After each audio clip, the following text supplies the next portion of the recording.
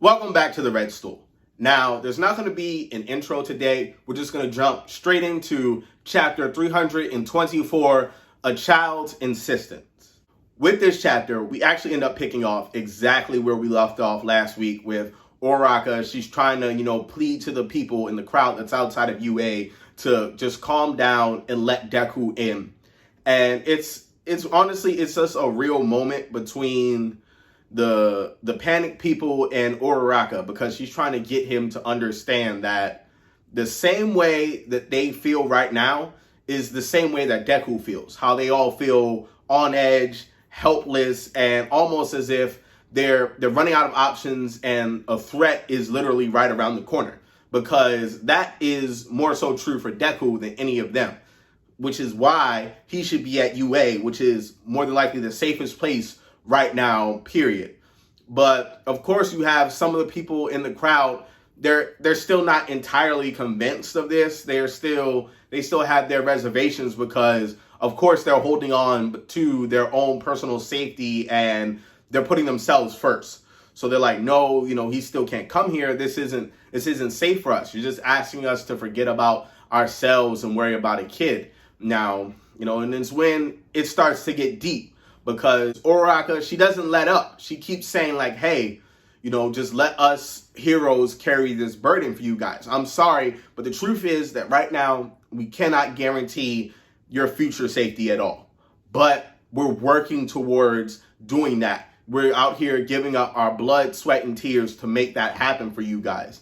And right now, just think, who helps heroes when they're down? Who we need time to recover as well. We also are people too. So somebody has to help us. And right now, we're in a position where we need to help a hero who needs to recover and have time so that way he can get back out there and he can help fix the hero society. Because without it, he's basically a kid and he's going to end up dying fighting for you guys. In that moment, that's when you get it. Like that switch in the crowd where everybody's really starting to look at Deku. They're like, and they're seeing him because as this is going on, Deku, he's beginning to break down, come to tears, and we see him like shedding, like he's the exact opposite almost as to how he was out in the streets, just heavily guarded up. He looked menacing almost, and now he just looks like a sad kid who really needs help. And the crowd, they all see that, and they're like, man, look at him. He's all bloodied and beaten up, and he's really just a kid. And it like that moment, it just starts to resonate throughout the entire crowd. And as a reader, you can just identify with that feeling and those emotions just because of how Horikoshi has laid it out and built up to this. He's really invested in showing us the unrest in society and just how hard it is to be a hero sometimes, because who really could have figured that any of this would have happened? So as the crowd begins to soften up, of course, we see Koda and even the unnamed, she looks like some sort of human fox hybrid lady. They all go running up to Deku and just to comfort him, because they both experienced firsthand how selfless Deku is and how he'll put his entire life on the line for any given person just because it's the right thing to do as a hero. And now, like Gravity said, who is going to help the heroes when they need it? How can we be there to support hero society?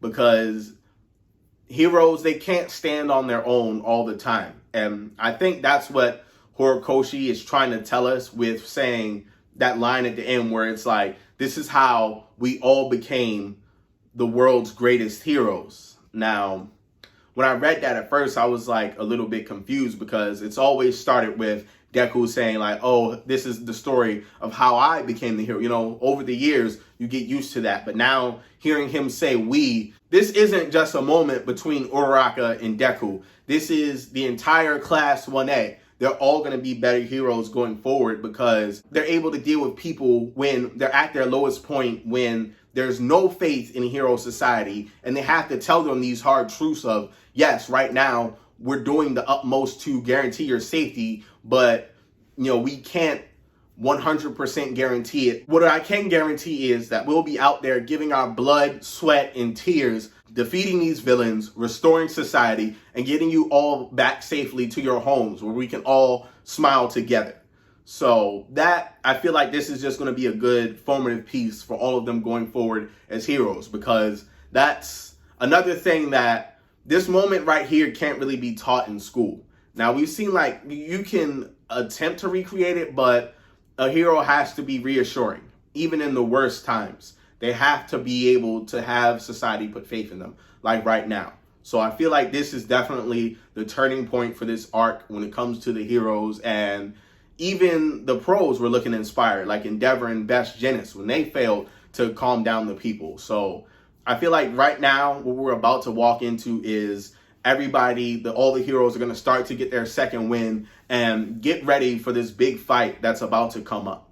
I thought it was a really great chapter this week, and it was a good kind of bookend to where as though now we've gotten past the unrest, and we know Deku, they're going to let him in UA, and even though things for the future are still uncertain, we know that Class 1A and the pro heroes are going to be able to move forward as a unit to try and stop Shigaraki and One For All. But as I always say, let me know what you guys think below. Please make sure you like, subscribe, even share to a friend.